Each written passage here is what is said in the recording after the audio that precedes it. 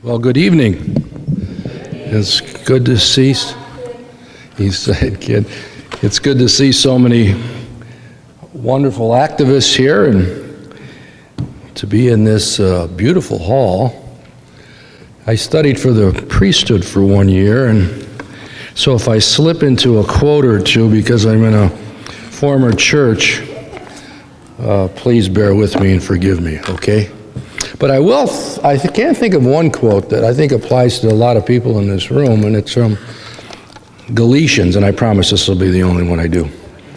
It's from Galatians, and it goes something like this: "Let us not lose heart in doing good, for in good times we shall reap if we do not grow weary."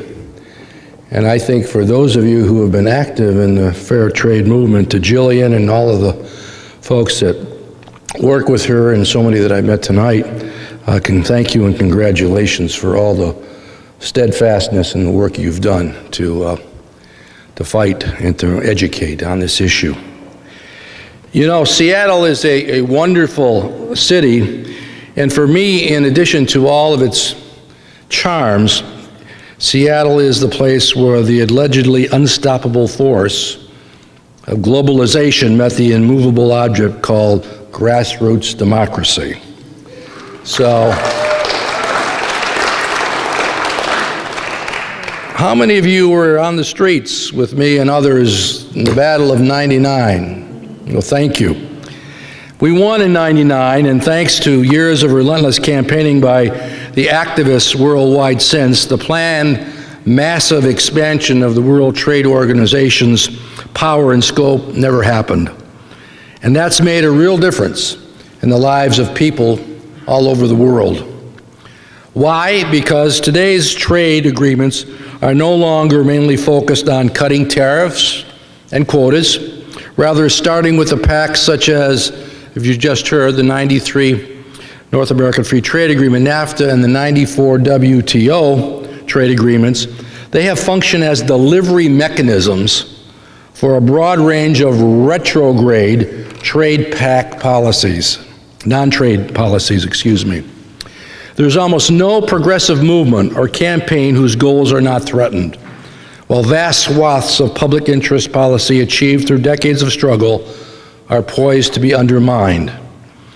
Rather than setting terms of trade between nations, these agreements reach deeply behind the border. They roll back domestic policies on matters as diverse as land use, food and product safety standards, affordable access to medicine, pro-local government procurement policies and regulations of energy, financial, and other service sectors needed to combat the climate crisis and avoid another financial crisis.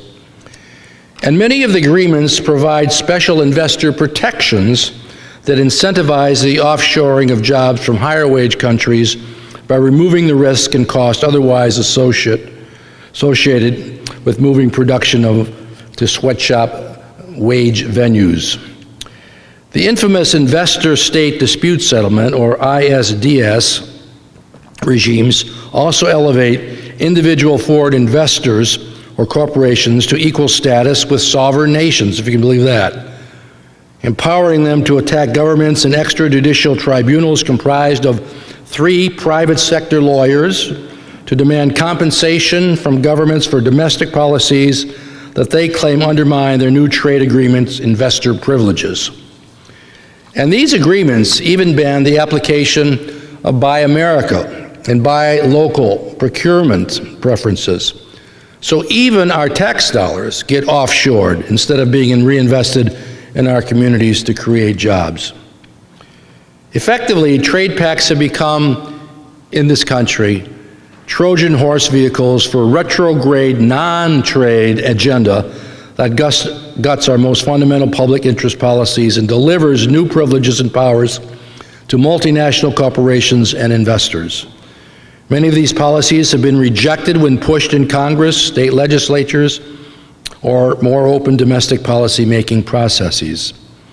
Consider the effort by Big Content to now undo the amazing public campaign that derailed the so-called Stop Online Piracy Act 2 years ago in the Congress.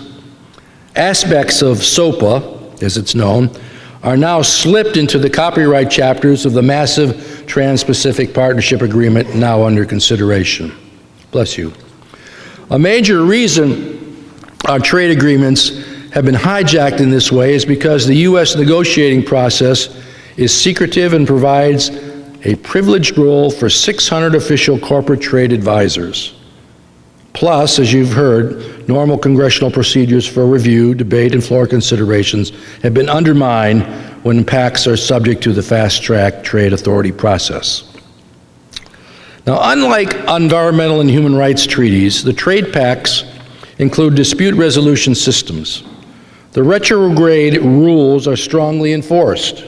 Countries that do not conform their domestic policies to the pact's terms, get hit with millions in trade sanctions until they gut their own laws. Countries' efforts to counter the climate crisis by creating new green economy industries and renewable energy goods and services have been met with trade attacks. So have a Canadian moratorium on fracking and Germany's phase out of nuclear energy. Chevron is now using ISDS to try to dodge payment of a $9 billion domestic court award in a case by indigenous people seeking cleanup of a horrific contamination in the Amazon. A contamination, by the way, which is the size of the state of Rhode Island. Trade pacts have been used to attack land use rules, forestry and water policies, tobacco control policies, toxin bans, and drug cost containment rules. So how did we get into this mess? Well, bad process creates bad policy. And there are few processes I encountered in my 26 years in the Congress worse than fast-track trade authority. Fast-track was a procedure cooked up by Richard Nixon in the early 1970s for the negotiation and congressional approval of trade agreements. It delegated to the executive branch various congressional constitutional authorities, including Congress's exclusive constitutional authority to, and I quote, regulate commerce with foreign nations. Not a law, but in the Constitution, the supreme law. Fast Track allowed the executive branch to unilaterally select countries for trade, set the substance of trade agreements via negotiations, and then sign and enter into completed trade agreements, all before Congress approved their contents. And then legislation to implement the done deals got guaranteed votes within 90 days, and all amendments were forbidden, and congressional debate was limited. Yet while Congress was cut out of a meaningful role in the formative aspects of trade pacts, Fast Track set up a private sector advisory committees that entitled hundreds of business interests to have special access to negotiators and to the secret negotiating documents not available to the public or even to the Congress. Excuse me. Today, there are more than 500 such official U.S. trade advisors. And except for 20 unions, 6 environmental groups, 1 family farm, and 1 consumer group, it's all corporate interest. Thanks to Fast Track, there's been one bad agreement after another with the executive branch trade negotiators rewriting swaths of U.S. domestic non-trade policy to suit these corporate advisors by using closed-door negotiations with other countries to diplomatically, in quotes, legislate on matters otherwise under the authority of state legislatures, city councils, and the Congress. In the 21 years since NAFTA, Fast Track has only been allowed to go into effect for 5 years. But now President Obama is trying to revive Fast Track. He wants it for 2 massive deals that you heard about by Jillian just a second ago, the Trans-Pacific Partnership and the Transatlantic Free Trade Agreement, as I call it. But boxing and burying the dangerous Fast Track process is good, for good, is something that we have the opportunity to do now. And we must do it. We have a great opportunity to bury this. 2 decades of damaging outcomes and intense organizing have built a global fight back against these retrograde corporate attack mechanisms that have been slyly branded as trade agreements. Some countries are withdrawing from previous pacts. And here in the United States, polling and congressional voting records over the past 20 years show a steady erosion of what has been bipartisan support. The actual outcome of these trade pacts since NAFTA and WTO has fueled this trend. It's what they wrought by actually implementing them that has caused them problems, and the country feels it, sees it every day. Over 2 decades, the fast-track trade deals based on the NAFTA model not only failed to meet their business and political backers' glowing promise of job creation, but instead have resulted in severe damage to peoples and communities nationwide. Prior to the establishment of fast-track and the trade deals it enabled, we had balanced trade. Since then, our trade deficits have exploded. The pre-fast-track period is one of balanced U.S. trade and rising living standard for most Americans. In fact, we had a trade surplus in nearly every year between World War II and the fast-track start back in 1974. But in every year since, the United States has run a trade deficit. Since the establishment of NAFTA and the WTO, the U.S. goods trade deficit has been more than quadrupled. That's an increase from 2% to more than 5% of national income, and there's a widespread agreement among economists that this huge trade deficit is unsustainable unless we implement policies to shrink it. The U.S. and the global economies are exposed to risk of crisis and instability. It's a serious problem. Recent NAFTA-style deals have only exacerbated this risk. In the first 3 years of the U.S. FTA with Korea, implemented in March of 2012, the U.S. goods trade deficit with Korea ballooned 54%, and the U.S. exports to Korea fell 5%. Ironically, some of the biggest deficit increases were in the automotive and meat industries, 2 of the sectors that the Obama administration had promised would be winners under the deal. Using the export-to-job ratio, this is the formula that the Trade Office and the Obama administration employed, they projected 70,000 jobs would be created by the Korean deal. This drop in net U.S. exports to Korea in the FTA's first 3 years alone represents the loss, using their formula, of 85,000 U.S. jobs.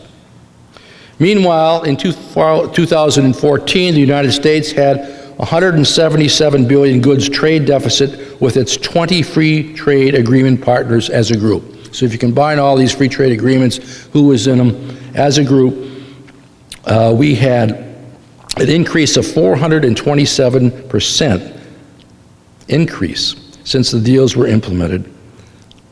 That's the deficit. Even if you add in the trade surplus we have in services, we still have a $100 billion deficit with these countries. Yet in contrast, our aggregate trade deficit with all non-FTA countries, the ones we just do regular trade agreements with, no fast track, just a back and forth negotiation in which the Congress has a say as well. If you look at that, those countries, these non-FTA countries, has decreased by about 95 billion or 11% since 2006. Using the Obama administration's net export job ratio, the FTA trade deficit surge implies the loss of about 780,000 U.S. jobs. And the U.S. trade deficit with China has grown from 84 billion in 2000, before Congress approved China's accession to the WTO in 2000, to 324 billion, which equates, using their own formula, to 1.3 million Americans' jobs lost. A word about manufacturing. 6 million American manufacturing jobs, 1 out of 3, have been lost during the fast-track era. U.S. manufacturing sector has long been a source of innovation, productivity, growth, and good-paying jobs. It's an accelerator industry which helps create jobs in other businesses. I remember early on in the 80s, every manufacturing job created something like, good manufacturing job created something like 7 other jobs in the country. The U.S. Department of Labor lists millions of workers as losing jobs to trade since NAFTA and WTO were passed. And that is under just one narrow program that excludes many whose jobs lost is trade-related. Further studies show that the U.S. economy could have supported an estimated, listen to this, 7 million more manufacturing jobs if not for the massive trade deficit that has accrued under the current U.S. trade policy. Some analysts say that the technology-related efficiency improvements account for manufacturing job loss, not trade policy. But both factors play a role. But Congress actually has a say over trade policy.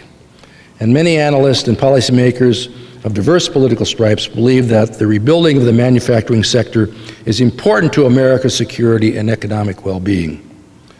Now, all of you have heard that Washington State is the exception. My home state of Michigan is supposed to be the sort of place where these trade agreements cost jobs, and they have. But you know the mantra, Washington is a trade-reliant state.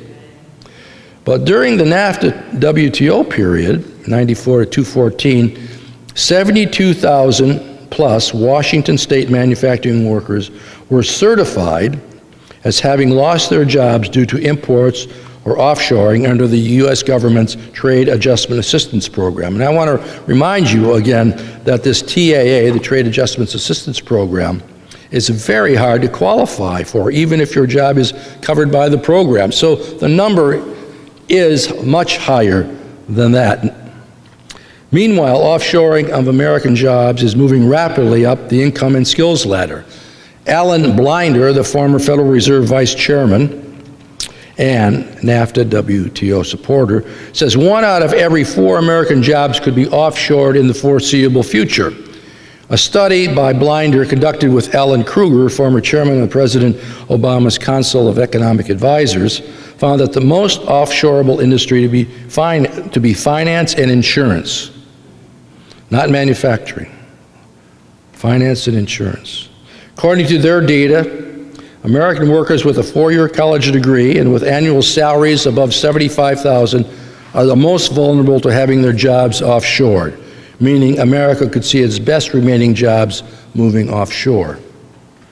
If the United States were simply to implement policies to forbid the offshoring of certain types of jobs to countries that do not provide adequate privacy protections for such confidential health and financial data, the nation might also decrease certain job offshoring. Europe already has such an offshore consumer data privacy protection policy in place, showing that it is workable. Except, here's the rub. U.S. trade negotiators are trying to kill Europe's policy in the Atlantic Free Trade Agreement they're doing with the Europeans in something called the T/TIP talks. Instead of enacting it here, they want to get rid of Europe's, and these are our own trade negotiators. You might think, well, my job has not been offshored under these trade deals, so this does not affect me. But trade's effect is mainly on the types of jobs and thus the wage level available across the economy. U.S. wages barely increased in real terms since 1973, the year before Fast Track was first enacted. In 1974, for instance, the average hourly wage in today's dollars was $19.24, while in 2014, it's up only 7% to $20.56. But over the same period, U.S. workers' productivity more than doubled. Economists now widely named increased globalization and trade openness as key explanations for the unprecedented failure of wages to keep pace with productivity, as noted in a recent Federal Reserve Bank research.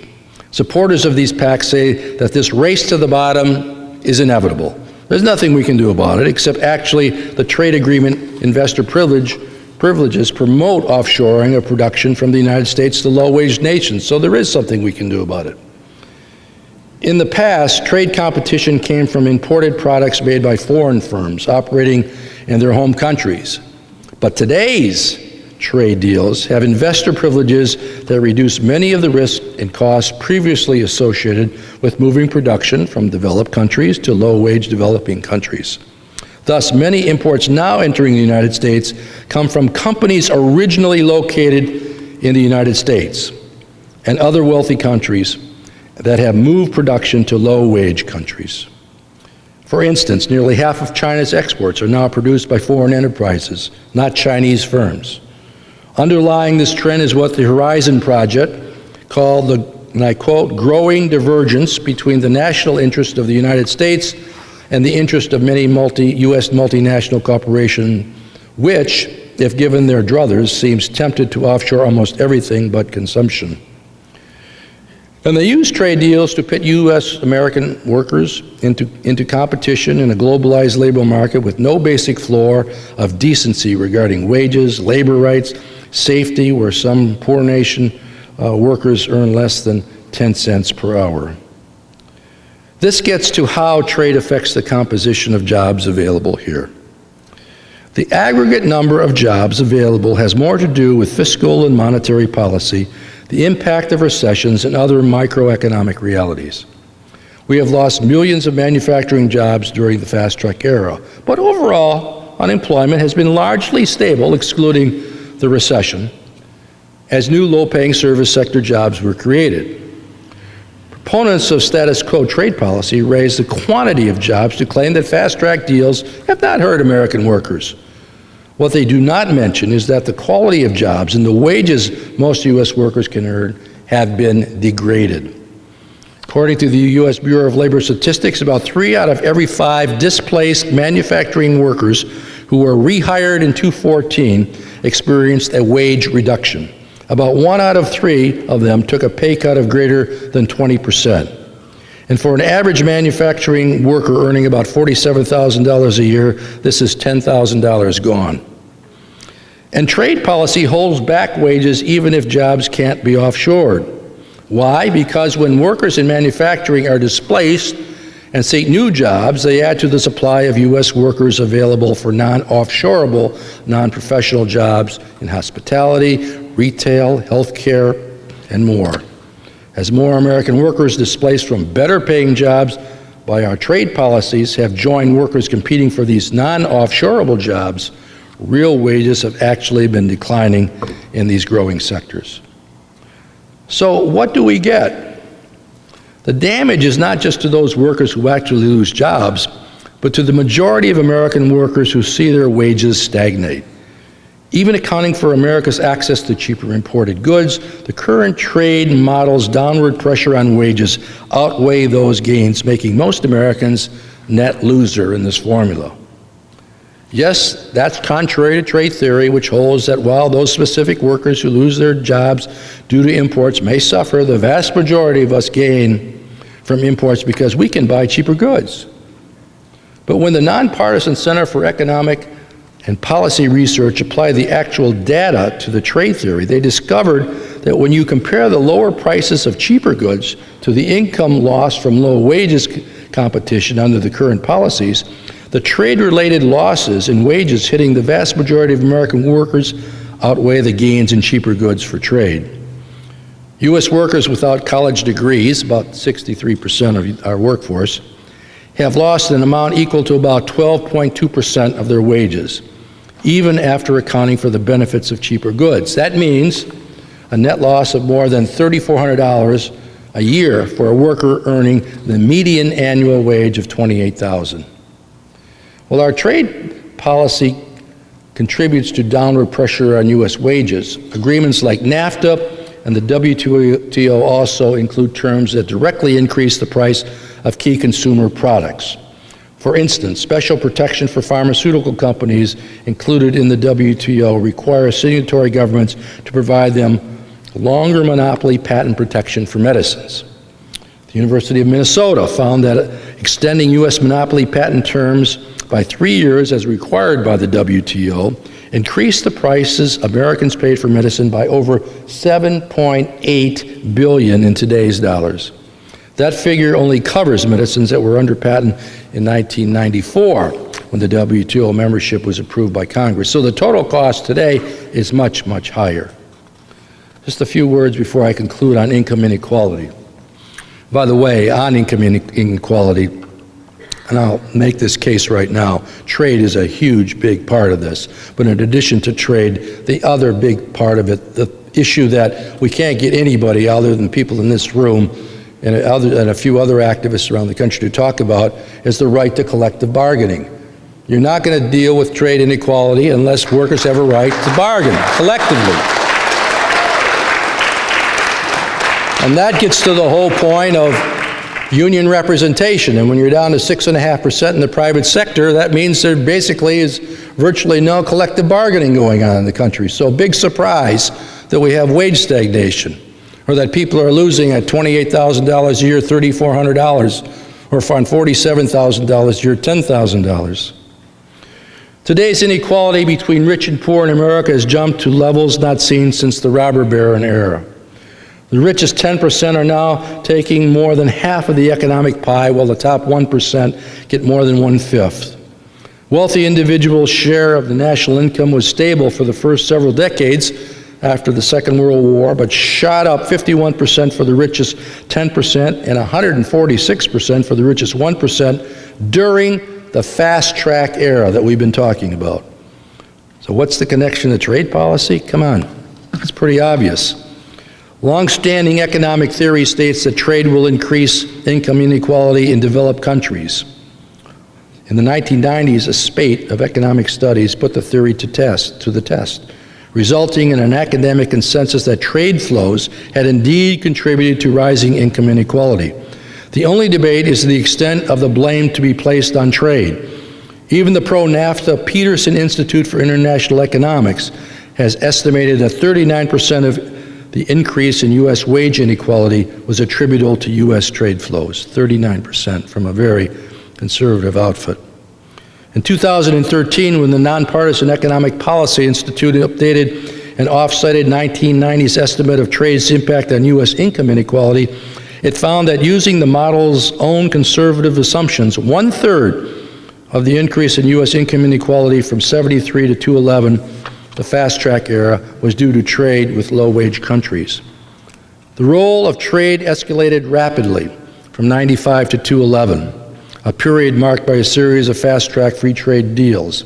EPI found that 93% of the rise in income inequality during this narrow period resulted from trade flows, and changes in technology or educational levels do not fully account for such wage pressures. Some have argued that advances in computer technology explain why less technologically literate American workers have been left behind, asserting that more education rather than different trade policies is how America will prosper in the future.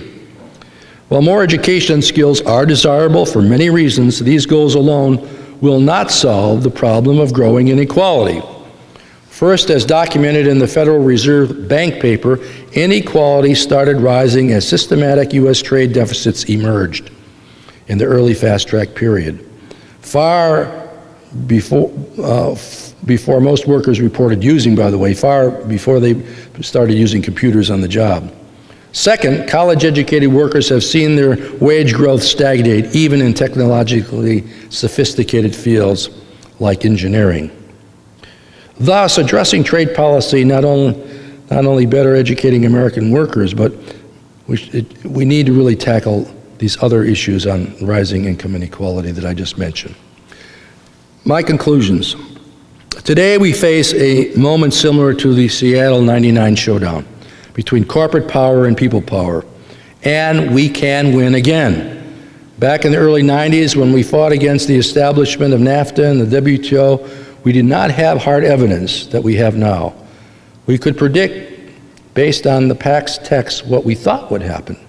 But the WTO's expansion and the massive NAFTA expansion to 34 countries called the Free Trade of the Americas, the Multilateral Agreement on Investments, all of these we have stopped in part because we had growing evidence of what these deals would mean for our lives and those people in other countries involved.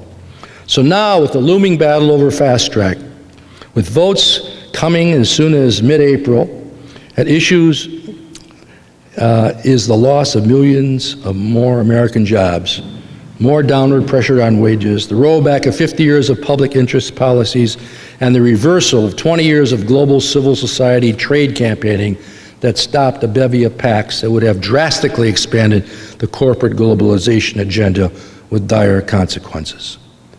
The administration is pushing to conclude a Trans-Pacific Partnership deal in the coming months. TPP would cover 40% of the global economy, and I guess if you add the, Jillian mentioned, you add the Atlantic piece, it's 70%. Unfortunately, many of those negotiating TPP are the very same ones who got us into NAFTA. Some of them, like our current top trade official, spent time on Wall Street before coming back to Washington. While many people who supported NAFTA have changed their views based on the deal's actual outcomes, the Obama administration's trade teams include the few remaining unconstructed Democratic NAFTA supporters, plus a lot of GOP holdovers who now are buried and serve in the non-political positions that help determine what they bring forward. The result, instead of the new trade agreement model President Obama promised, the TPP includes the same terms that were in NAFTA, but in many instances made worse.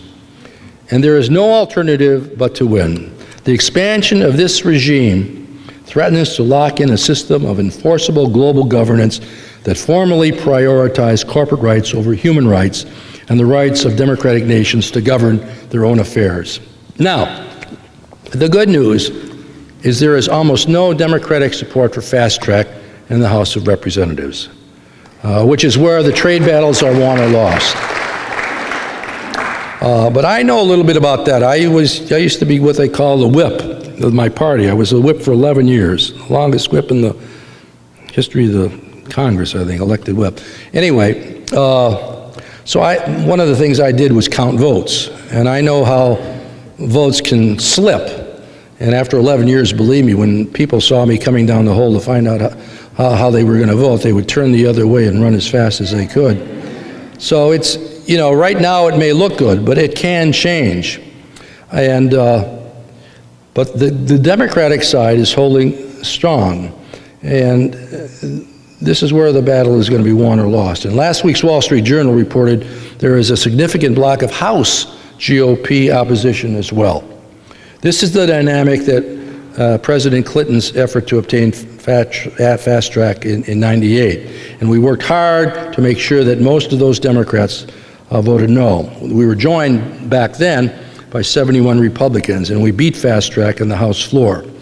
An enormous amount of work has been done, undoubtedly including by folks here in this room today. I've talked to some of you earlier this evening, and I know you're working very hard to make sure the delegation here in this state votes against it. So over your work over the past 3 years to make sure that there is never a majority to revive fast track is just very critical and important.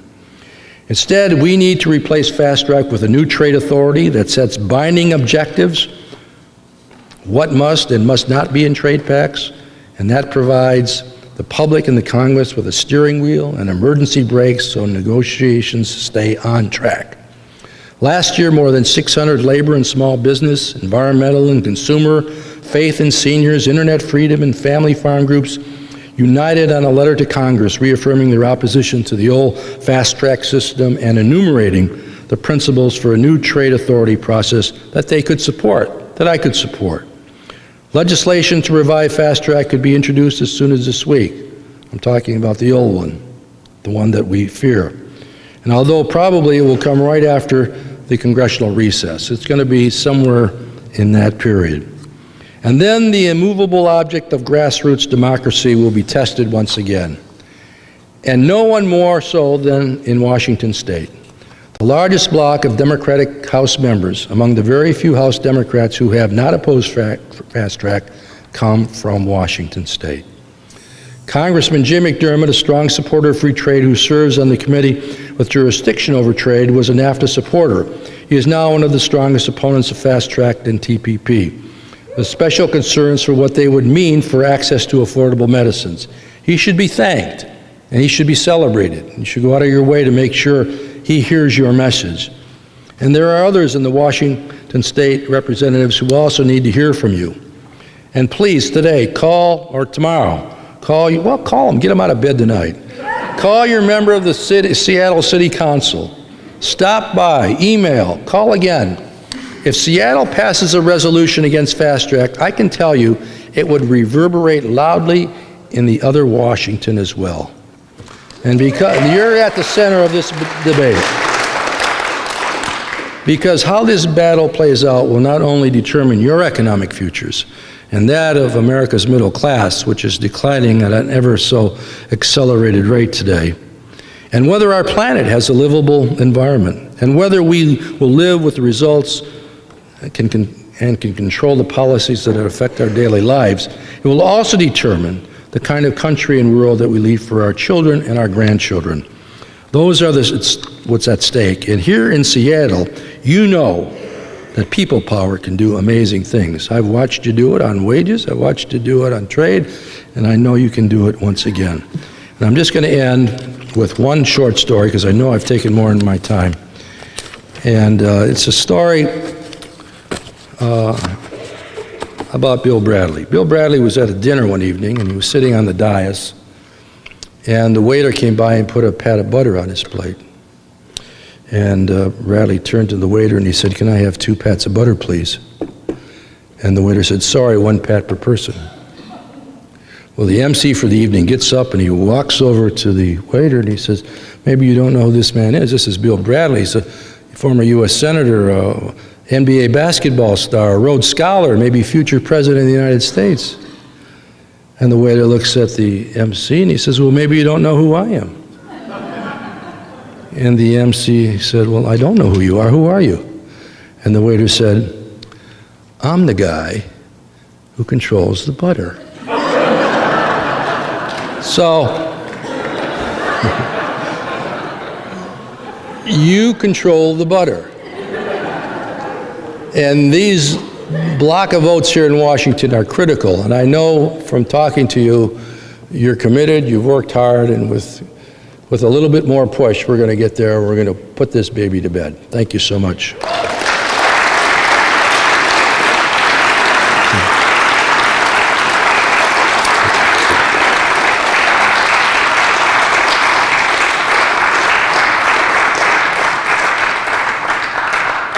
Can I say one other quick thing? I won't talk very much on the panel, by the way, because I've used more of my time than I should have. Lori Wallach of the Public Citizens Global Trade Watch has done a really wonderful book on Fast Track. It's old, but if you're interested in going through all of this, it's here, and you get it from Public Citizen. It's called Fast Track Trade Authority. She's sort of the genius and guru of the opposition intellectually, and so I encourage you to look at it if you're interested. Thank you.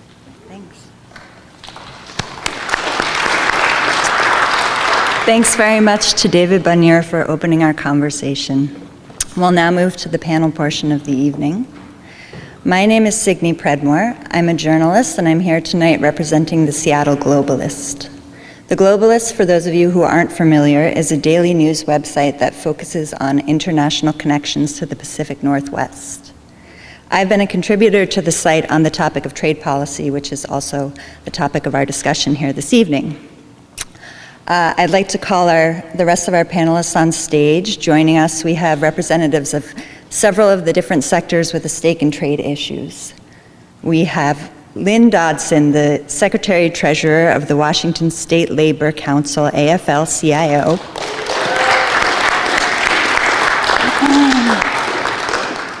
We have Mark McDermott, organizer and educator around social and economic justice. We have Robin Everett, Associate Regional Representative at the Sierra Club. And finally, Marianne Mercer, who is a maternal and child health advisor for Health Alliance International.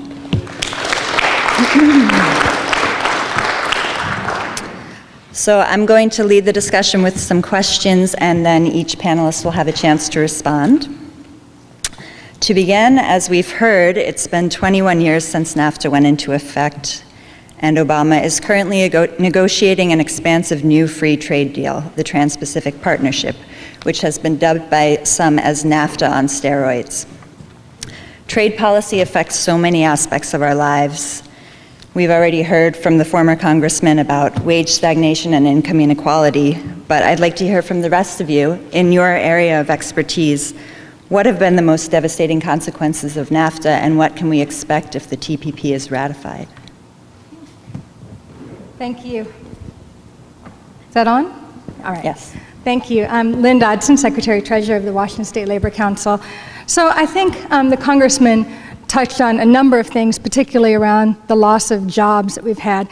One thing I wanted to point out with the TPP, TTIP, all of our status quo trade agreements that we've had in the last 20 years, they've been, Joseph Stiglitz put it really well, they've been essentially negotiated of the 1%, for the 1%, and by the 1%. There's been a shift in the balance of power in this country. At the negotiating table, we don't have civil society. We don't have representatives of civil society. We have about 90% of those who are negotiating at the table represent business. About 5% represent labor, and they don't actually get to be at the table. They get to read some things, but they're sworn to secrecy also about what they can say. And we hear about the TPP just like we heard about NAFTA, just like we heard about Colombia, just like we heard about Panama, just like we heard about Korea. We hear that the trade agreements are going to increase jobs. They're going to be a great boon for the country. But we have a track record. We know what the actual truth is. The congressman told us about what happened with the loss of jobs, over 5 million jobs in the manufacturing sector alone since NAFTA. In Washington State, we've lost not only those over 72,000 jobs that are directly related to trade, but we've lost jobs that are on the supply side, and also jobs when people are competing for other jobs. We've also seen that they've failed to boost exports. Washington is a trade-dependent state, but our trade deficit, Washington State's trade deficit, is worse in those countries where we have these status quo trade agreements. Our trade deficit is worse in those countries. Since Korea, Washington's top products, dairy, wheat, and apples, this is 3 years, less than 3 years of the Korea trade agreement. Those exports have fallen 92% for apples, 11%, or 92% for dairy, 11% for apples, and 8% for wheat. It's already cost the U.S. over 85,000 jobs. And you've heard about income inequality. The richest 10% in Washington now capture over 40% of the income in the state.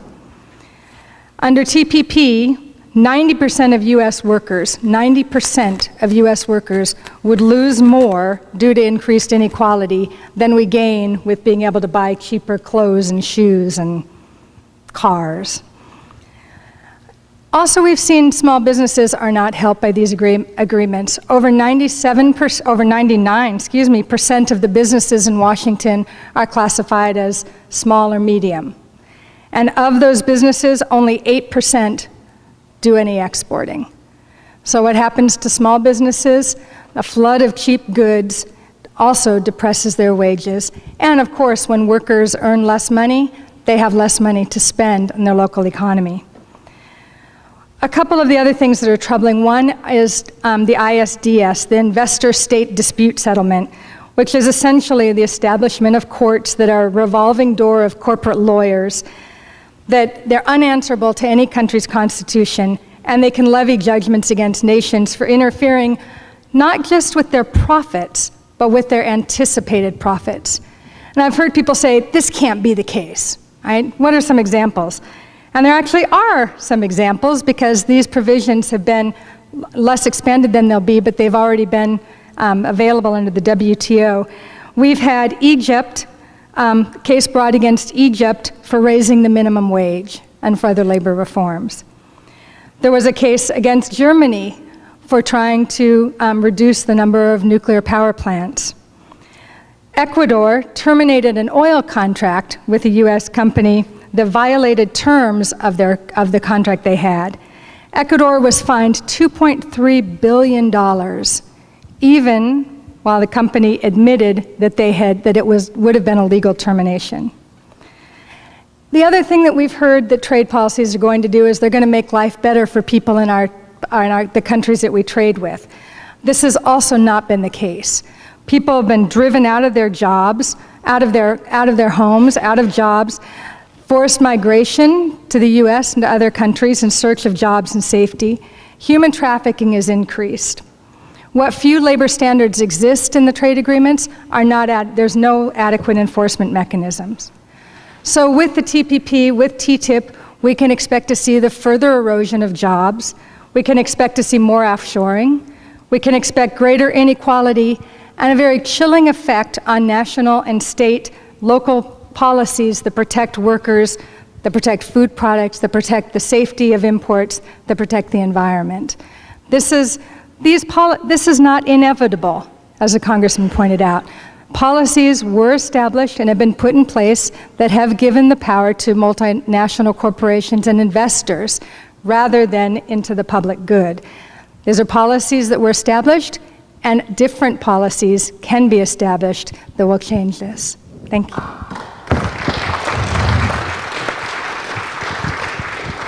I'm Mark McDermott, and I want to start with a quote from Business Week from October 12th, 1974. It is a direct quote. "It will be a hard pill for many Americans to swallow. The idea that doing with less so that big business can have more. Nothing that this nation or any other nation has done in modern economic history compares in difficulty with the selling job that must now be done to make the people accept this new reality." This was 1974, the year that Fast Track started. This is a 40-year conscious strategy to systematically undermine our democracy. Our democracy is supposed to be driven by open debates about what is best for the people being expressed by a government of, by, and for the people. Corporate America clearly understands that they're losing the war for the hearts and minds of the American people around trade policy. They sold us a set of lies many years ago. They've been lying ever since. It is not working. The American people increasingly know it. And so what do they have to do in order to push this through? They have to systematically undermine our democracy. And how are they doing that? They know that there is growing resistance both in the U.S. and around the world to growing unjustified economic and environmental devastation and injustice. They know that, and they know that people are rising up around the world in opposition. So therefore, in order to make these pacts come into life, they have to be negotiated in secret. I called my brother today, who's Congressman McDermott, and I asked him, I said, you know, I'm a constituent, brother, and I said, could you send me a copy of the TPP? And he said, I don't have one. And I said, well, why don't you have one? Because I know you've got some problems with it. And he said, they won't give me one. I said, well, why won't they give you one? Because you're a member of Congress and you're going to vote on this. And he said, the only way I can take a look at this is to go to a place with one of my staff. I can read it, but I can't take notes. Yeah, I'm not kidding. This is how undemocratic this is. They insist that there can be no amendments. Isn't the idea of a Congress that you have a rigorous debate and you improve the legislation by having amendments? And they systematically insist that there can be no amendments. They are systematically removing the ability of the people at the national, state, and local level to pass policies that the people in a government of, by, and for the people say they want to improve the quality of their lives and the future for those that we love and everyone in our communities. They say that we can no longer go to our own court system to determine whether or not what is being passed will be handled in our own courts. And as the former representative said, they go to private courts. Can you imagine any other part of your life that you would like, if you were being charged with something, to say it's going to be handled by a private court and not one of the courts by judges that have been appointed or elected in the United States? And last but not least, they realize that they have to buy our democracy. The Koch brothers spent $400 million in 2012 and they failed, at least partially so, and they're doubling down with $900 million. Why are they doing it? It's not that they can't think of something else to do with their money. They and all of their billionaire friends and corporate allies realize they are losing the hearts and minds of the people, not only around trade, but many other issues. So it is critical to systematically undermine and destroy our democracy. And all of the issues that are being talked about its impacts, are fundamentally rooted in the idea that we, the people, no longer are going to be allowed to have any meaningful say in the trade agreements that have such a devastating impact on us all over this country. It is time to stand up and tell them to stuff this in the garbage can. Let's stand up and make sure we kick their ass, and we're not going to get fast track. This is about democracy most fundamentally. And if they steal our democracy, it's not just going to be trade deals, it's everything else that we have that we love and hold dear in our country. This is ultimately a fight about democracy itself. And it comes in the form of trade deals. There's no other public policy in the United States other than so-called national security that is this secretive. And it's got to end, and it's got to end right now. The future for the young people and the children that we love and care about and our grandkids depends on whether or not we win this fight. It's going to be a long, tough fight. We're going to keep beating these guys, and we're going to take our country back. Thank you very much.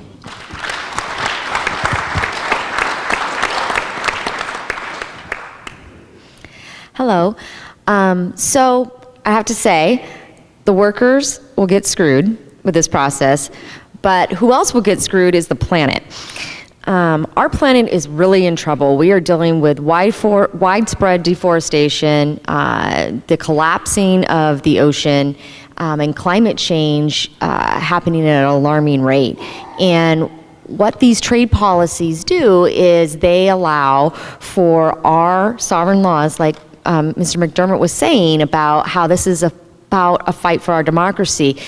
This is a way for corporations to challenge our environmental laws on the basis solely of whether or not it hurts their profit or not. It's not about American people, it's not about our safety, it's about whether or not a corporation will lose money on an environmental law passed.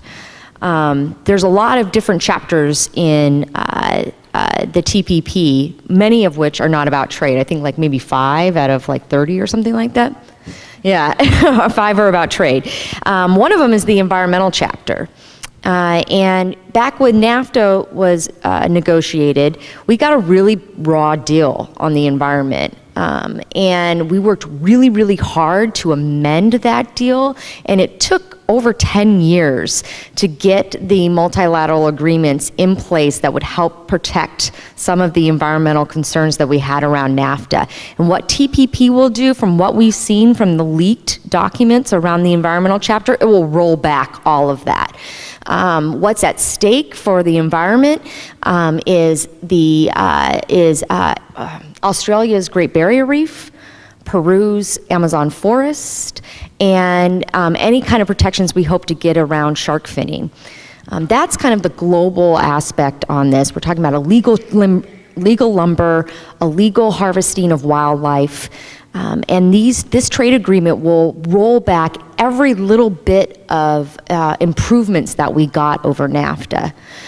But then also is the investor-state issues. And so any kind of law that we pass could, in fact, be challenged in private tribunals that are only, like I said, determined by whether or not the company has lost money. And this isn't a hypothetical question. This is happening now.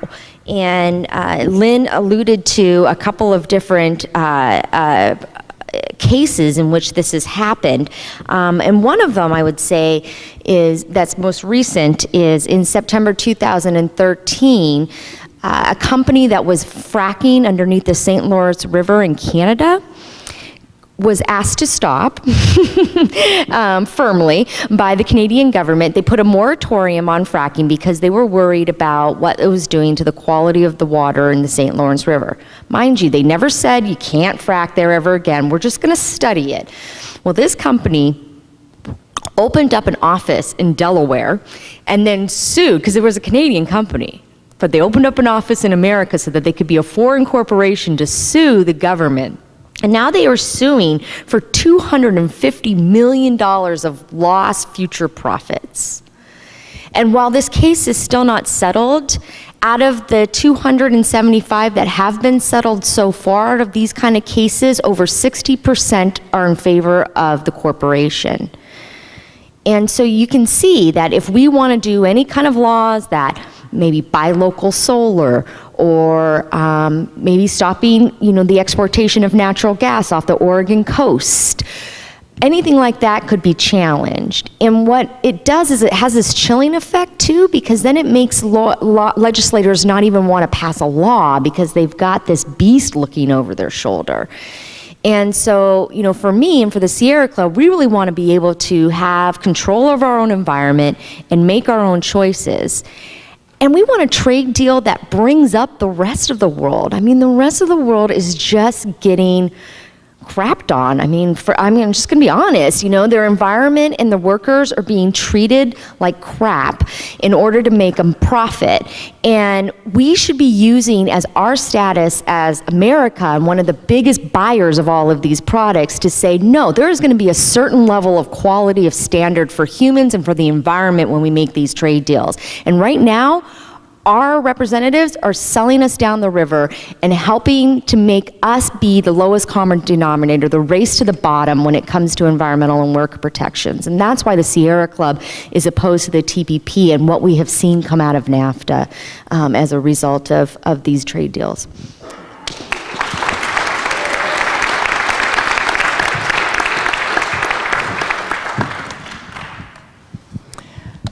Thank you all. I work in international public health, so we've been hearing a lot about what's happening to this country. And remember that many of the issues that we're encountering here, if it happens in a small country with far fewer resources, it's at least as devastating, and even more so in many cases. Just give you one example of the area of tobacco control.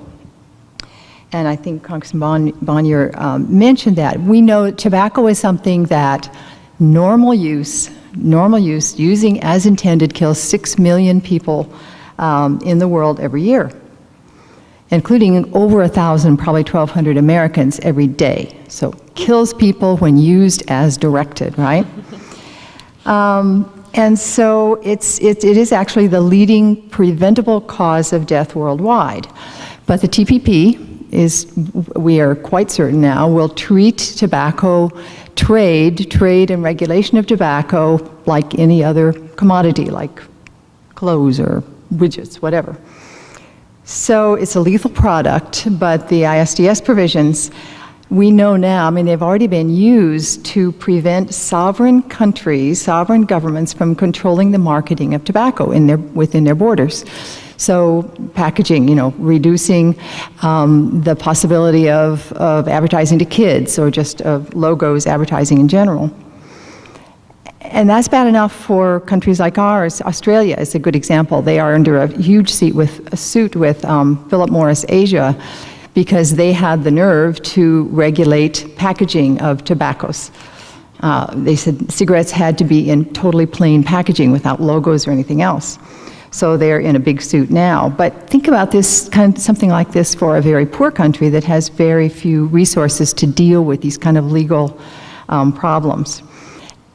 And smoking is a particularly important thing for developing countries because that's where tobacco use rates, smoking rates are skyrocketing.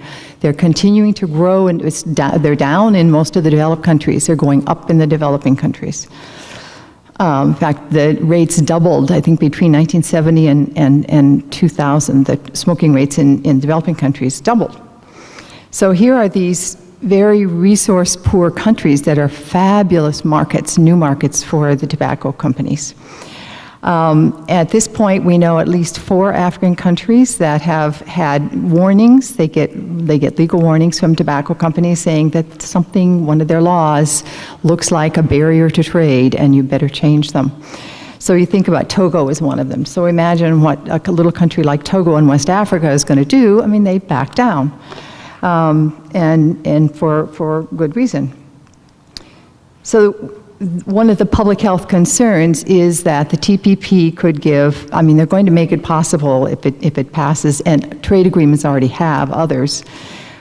Younger and younger people get addicted to tobacco, and then there's this, sort of great tobacco profits well into the future, but at the price of millions and millions of deaths. it just isn't fair. And there are a lot of other concerns. There are other products, alcohol, infant formula, sort of in these areas that are all really at risk. Countries are at risk of not being able to regulate them because of these, because of the provisions of the TPP. It isn't fair, and we can't let it happen, basically.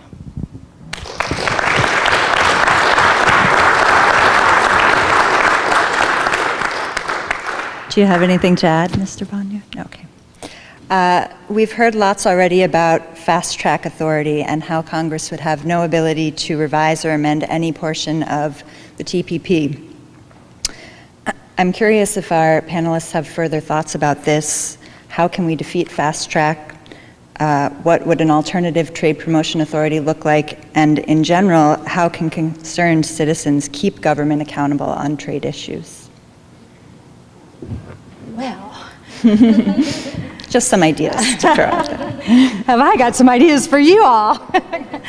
One of the things that we need to know with fast track, the origins of fast track was that it would give the president a little bit more ability to negotiate. And it was initially started that Congress and the public would have full information about the negotiations. And it was actually used very infrequently. From the time it was started. Even NAFTA was one notable exception when fast track was used to pass trade policy. When we have fast track, we are really usurping democracy, and we're usurping one of the constitutional priorities of the U.S. Congress. It is Congress's job to negotiate trade. That is Congress's job. Right now, with fast track, they would have 60 to 90 days to look at the policy and then vote it up or down. No amendments, no conference between the House and the Senate because it's introduced in both at the same time. If we have fast track authority right now, it's not only the TPP that could pass, it's also TTIP, it's been talked about. It's also other trade agreements that could come up during the period of time that fast track is in place. What we want is for Congress to be able to do what the Constitution demands of them. We want them to be able to look at trade agreements very carefully. We want them to debate them. We want them to amend them. Right now, our congressional representatives don't have a great track record. They don't have a great track record on fast track. They don't have a great track record on trade agreements. Of our Democratic congresspeople right now, Congressman McDermott is the only one who has said that he is opposing fast track. He signed a Congresswoman Delores letter opposed to fast track. He needs to be thanked, called, and thanked for his support for this. He's also the only one who voted against the Colombia trade agreement. Our other congresspeople are not yet saying that they're going to vote for fast track, but they're also not saying they're not going to vote for fast track. Our senators, unfortunately, have indicated they probably will vote for fast track. They need to hear from you. They need to hear from you. They're hearing from the White House. They're hearing from, there's quite a concerted effort on the ground from what the White House calls the AstroTurf group. We call them the fake grassroots. And so there's a concerted effort to get fast track through. There's a better way, though. Of course, there's a better way than this. What we need to do as citizens is demand that our elected representatives do their jobs. Don't vote for fast track. If the TPP is such a great trade agreement, excellent. Look at it, debate it. If it has problems in it, for example, no enforceable labor standards, no enforceable environmental standards, then they need to amend it. We also need to change the basic principle of trade. Right now, the basic principle around our trade agreements is the liberalization of trade, which essentially is that we increase the ability of corporations to offshore work and then export cheaper products back into the U.S. with low tariffs. The fundamental basis of trade should be to improve the lives of people. That should be the fundamental basis of trade. Here and in other countries, it should mean that we put people first, that we ensure the safety of imports. We have enforceable labor and environmental standards. We have remedies for farmers and for displaced workers. We have access to affordable medicine and public health. We have rules that maintain national sovereignty, and we're facing a climate crisis in this country. We need rules in trade that are also going to protect and sustain the environment.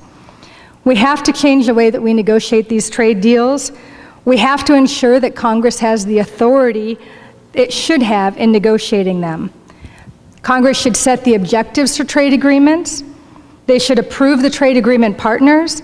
They should ensure that there's a check on the executive branch so it can't unilaterally determine whether objectives are met.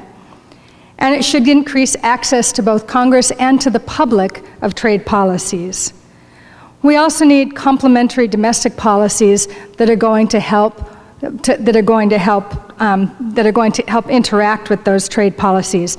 Stronger infrastructures, strong public services, buy local policies, fair tax policies, labor standards that are stronger.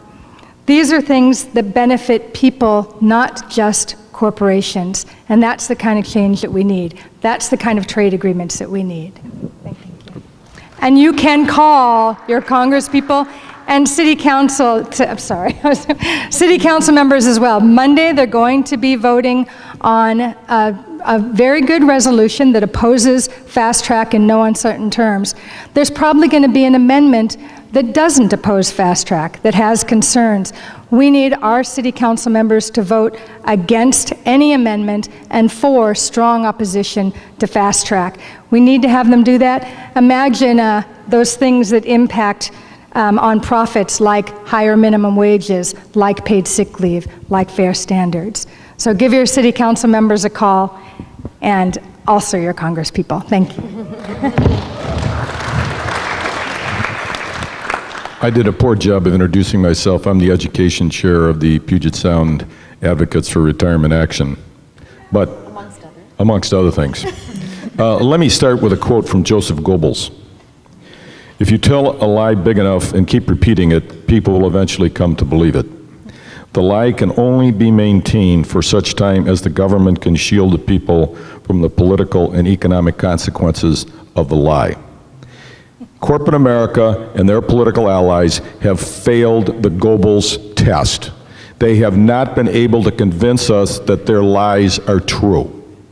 Any public official who votes for fast track is saying to the American people, I do not believe that your local government or your state government has a right to pass laws in a wide swath of areas that will provide increased protection and increased well-being for you. That's what they will do if they vote for fast track, and that's who they really are.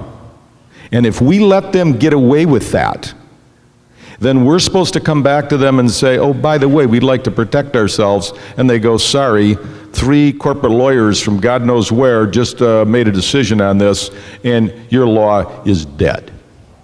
And I think we need to step up the moral outrage here.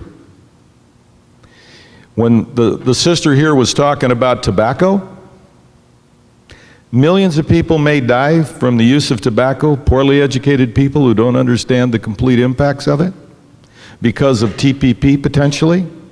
If those millions of people die, is that mass murder? What do you think? Yeah, I can't hear you. I can't hear you. Yeah, it is actually mass murder. If I pull out a gun and shoot you in the front row, I go to the joint for the rest of my life, or perhaps I get the death penalty.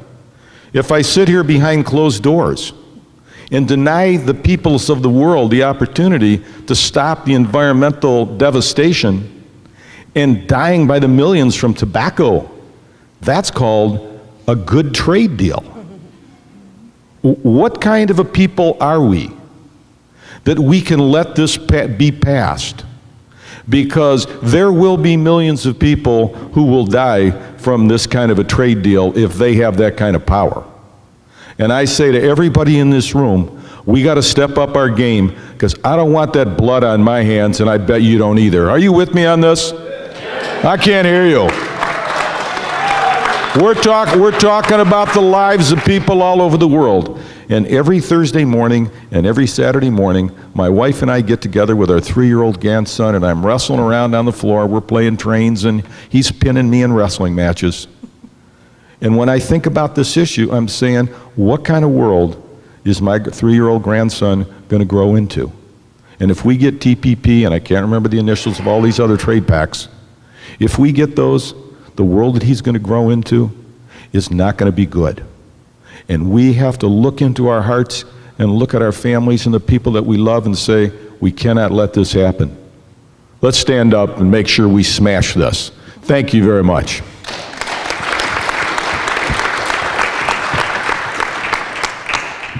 I don't really know how to follow that.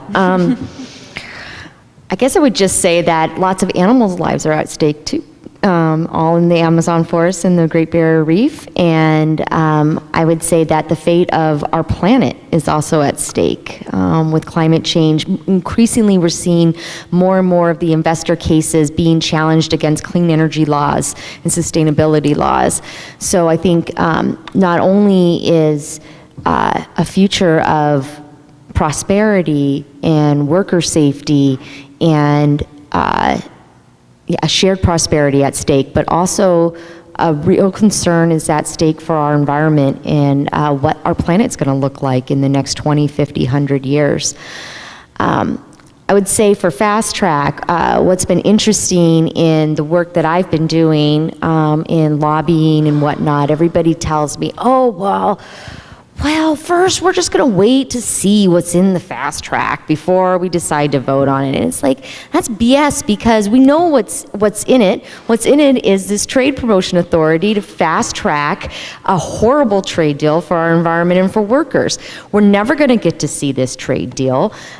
We were all at the city council last week, and all the corporations that were there were saying, oh, well, you need to first wait and see what's in the TPP before you oppose it. But that's the whole freaking point. We never get to see what's in the TPP because they won't let us see it.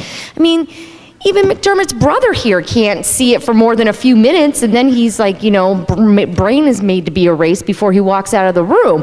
Like, this is, this idea that, oh, you can't be opposed to the TPP because you don't know what's in it. No, I'm opposed to it because I don't know what's in it, and I know if you're hiding it, it's got to be bad. Right? It cannot be good. If it was a great trade policy that was going to win on board labor and the environment, they would be shouting it from the rooftops. But the reason why they have to keep it secret is because they know the moment we see it, people will be rallying in the streets in opposition to it. And they don't want that. And we are at the moment where it's like storming the Bastille, I swear. Like, how much more are we going to take? How much more environmental and labor degradation are we going to take? How many more people are not going to know what the future of their children is going to look like before we rise up and do something about this? And so, like Lynn said, in addition to calling your Congress member, I mean, that's the best thing you can do to stop Fast Track is call your Congress member and tell them to vote no. If you're in Jim McDermott's district, call him and thank him because he's getting a lot of pressure from the other side, so he needs to hear from you.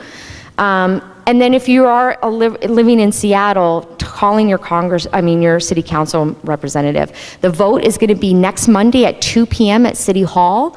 If you're there and they have to look you in the eye, it's going to be a lot harder for them to vote against you, right?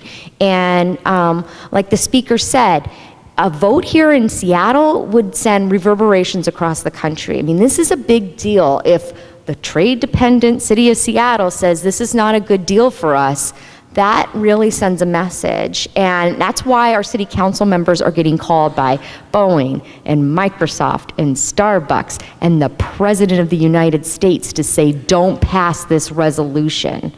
Right?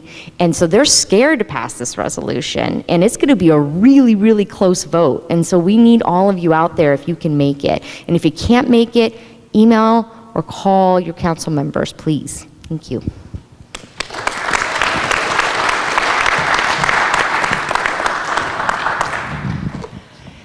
There's one thing about Fast Track that I think is a tremendous advantage that I don't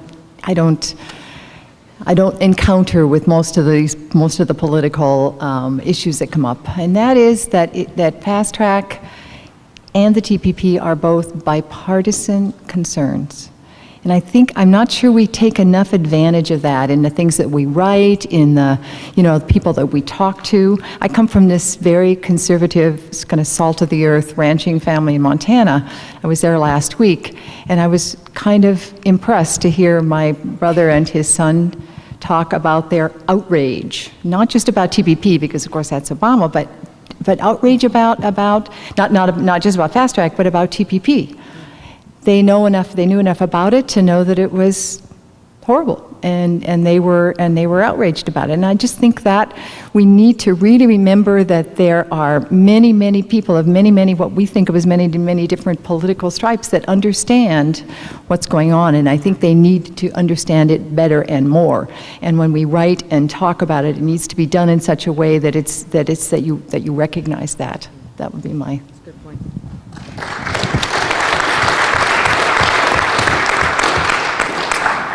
Thank you. So I have one more question for the panel, and then I think we'll take some audience questions. With all of the critical issues affected by trade that we've mentioned here, our ecology, class inequality, public health, pressure is building to reverse the business as usual free trade outcomes in favor of healthy families, communities, and planet. I think Lynn already addressed this a bit, but what would fair trade policy look like to you, and what can we hope for if these are defeated, if the free trade policies are defeated?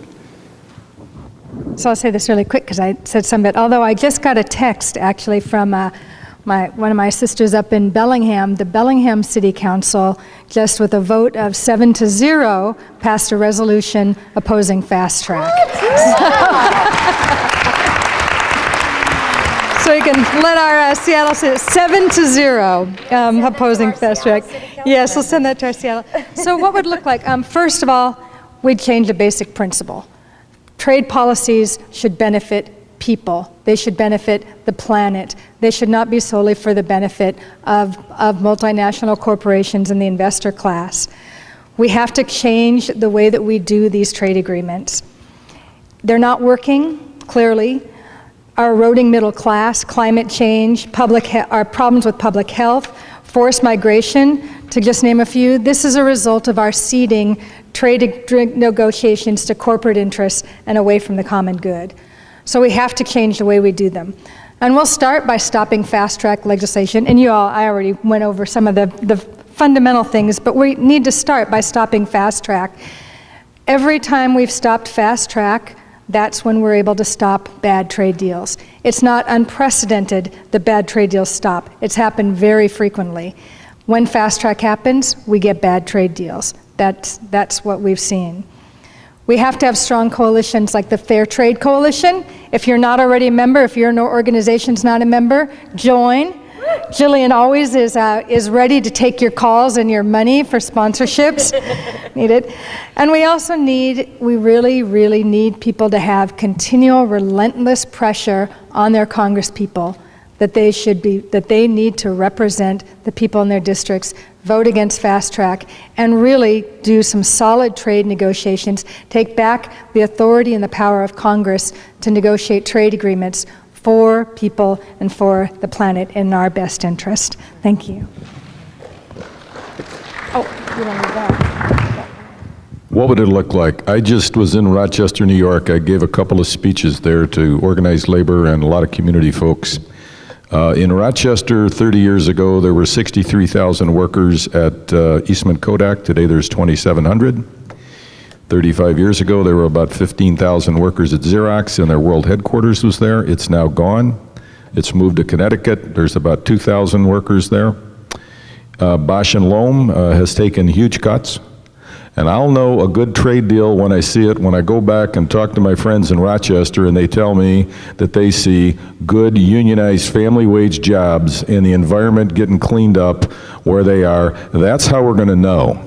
But it seems to me that unless all of us are just idiots, which we are not, why is it that everybody who cares about making the world a better place, regardless of the many, many issues that are talked about, why are we all opposed to these trade deals if they're so good?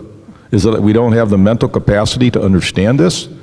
I'll know a good trade deal when I see it, when working people all over the world and environmentalists all over the world and farmers all over the world and other folks all over the world stand up and say, thank God we've got a great trade deal. Let's push this baby through and improve the quality of life here and improve the health of the planet. That's how we're going to know. Because it's going to be a democratic process, and the people all over the world are going to stand up and say, this is good for us, this is good for our community, this is good for our families, and it's good for the planet. That's how we're going to know. That's how we know about everything else in this country, whether or not it's good or bad, is how do we feel about it when we're fully informed? If they lie to us, we can't know. So that's how I think I'm going to judge it.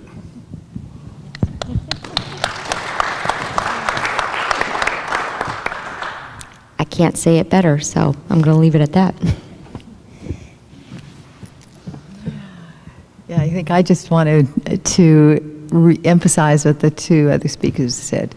The main difference is going to be in the process, that it has to be a totally different process. It has to be transparent, participatory, democratic. It can't be the process that we've had until now, and that will lead to totally different trade policies. It will lead to a fair trade policy. Thanks to all of our panelists for your contributions tonight.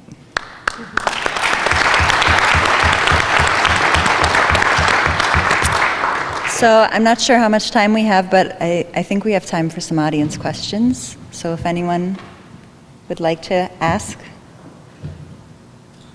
This is for Congressman Onier. Because of your familiarity with the world of Washington, D.C., we all know that Barack Obama is a very thoughtful person. One of the reputations he has is of just going too much almost in depth into analyzing issues. He's bringing this forward. Could you tell us what you think is the reason why someone who has that reputation of being so thoughtful and so careful and so really committed to really not the corporations but the people in this country, why is he behind it? Well, I can only give you my best reasoning why I think this is the case. He is a thoughtful person. He has a lot on his plate, though, and he's got a lot of issues that he deals with. And unfortunately, he is surrounded by people in the White House and in his administration that were part of, as I said in my comments, part of the NAFTA group that put that together, and included Rahm Emanuel, who is the mayor of Chicago and was a very strong supporter of the North American Free Trade Agreement, as well as as President Clinton and others were. So he's surrounded by people who are pressing him to move forward with this.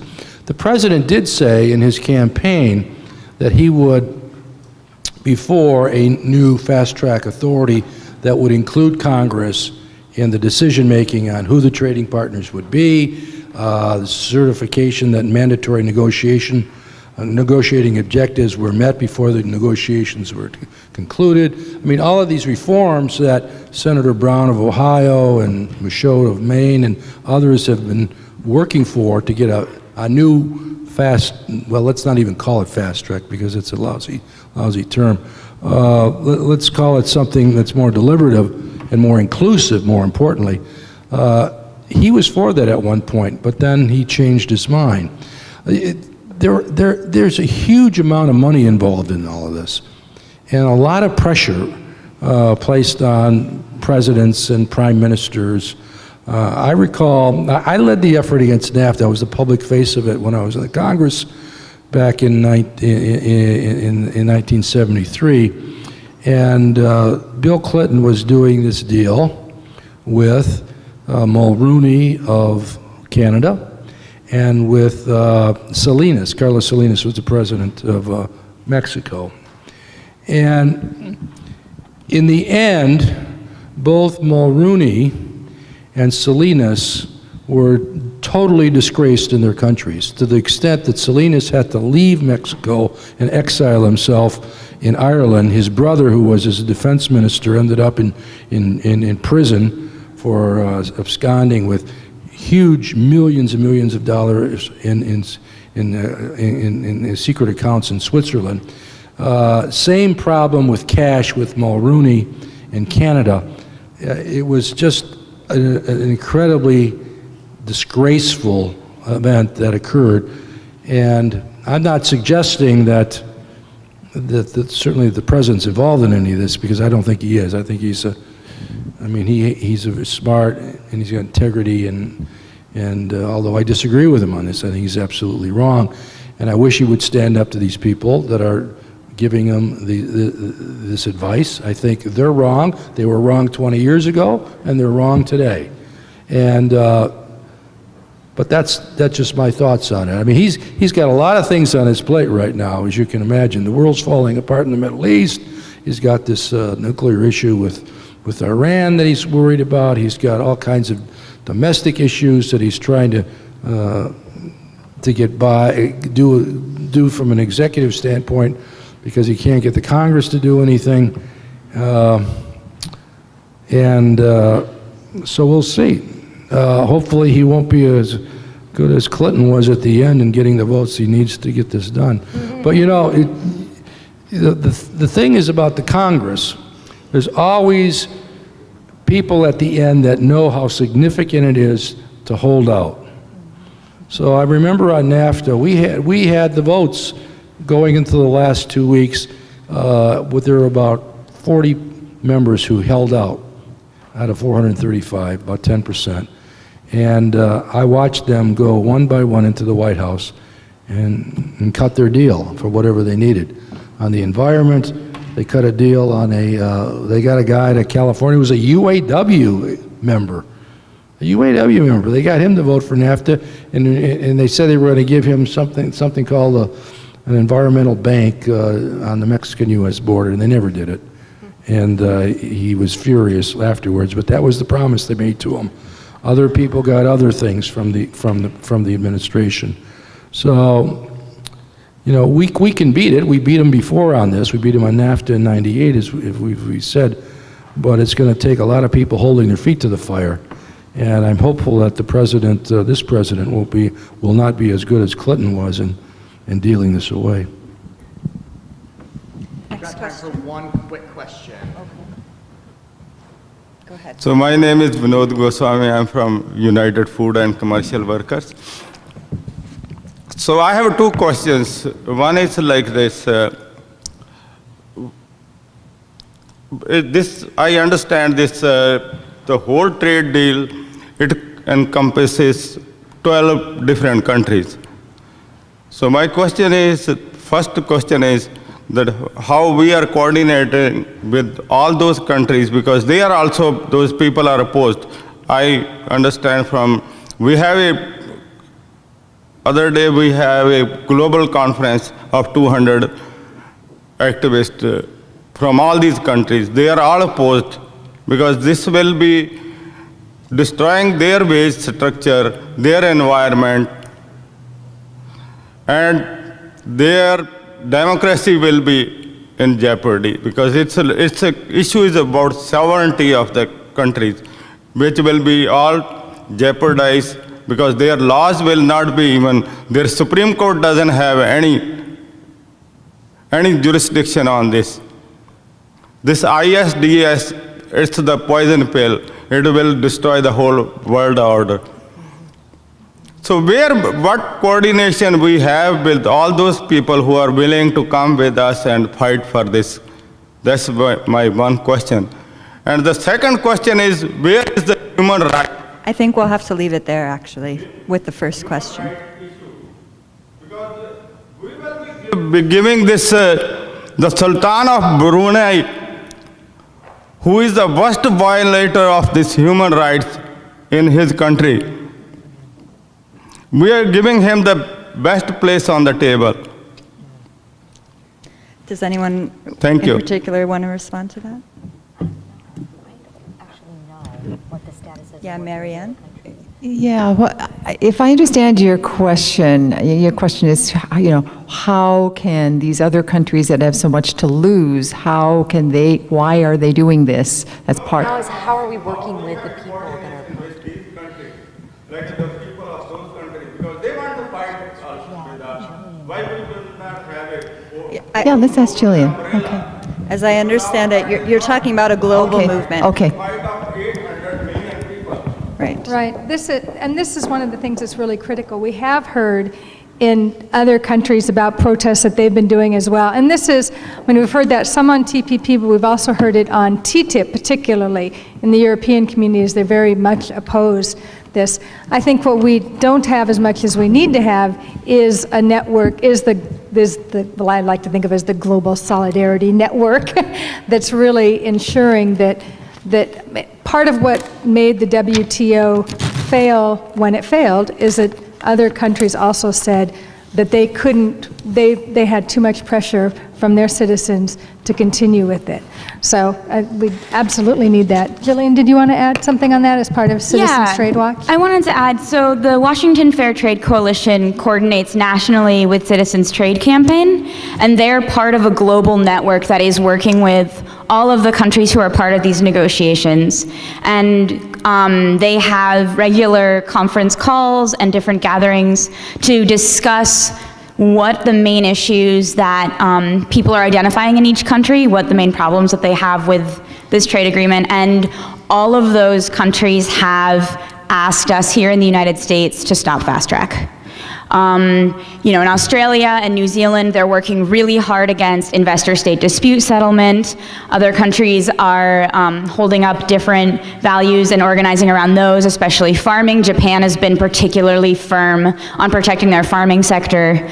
And all of those countries have said, in the US, your top priority needs to be stopping fast track if you want to stand with us in solidarity in getting a trade deal, because that is where the weakest point lies, is the fast track process here in the United States. And I also want to give a shout. The International Trade Union Congress is unions from around the world that have also taken on not only trade policies, but also the neoliberal policies that are really driving down wages worldwide, forcing migration and increasing the number of people that are in the precarious workforce. So there are some of these networks developing, and it's critical that we do that, because we have to be working together. The corporate world is multinational. The citizen world is as well. It needs to be.